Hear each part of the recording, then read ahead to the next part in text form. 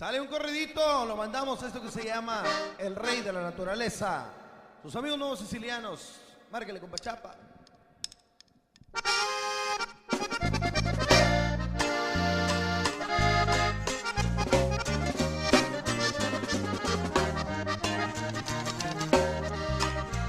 Allá por la madrugada me suena el cuajo a una yegua, parece ser Pancho Villa montado en sus 7 leguas.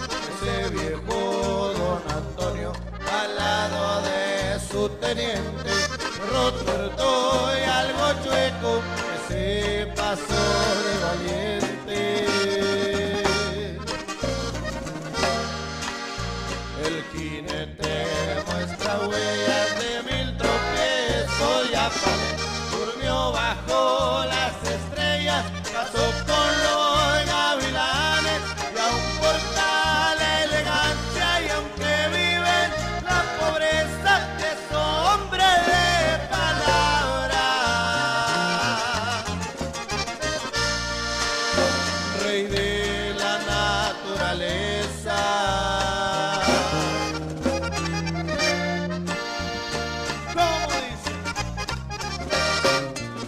Morra Records, Master Entertainment. Platica el viejo con calma, la vida es perder y ganar.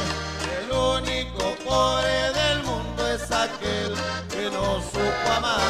Dios nos dio los animales para nuestro bienestar, y aunque comamos sus carnes hay que saberlas cuidar.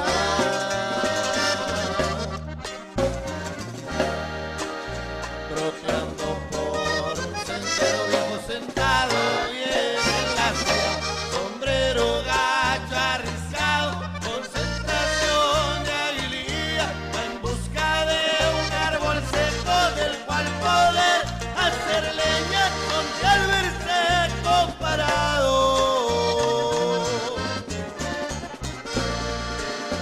le duele lo que hoy desempeña.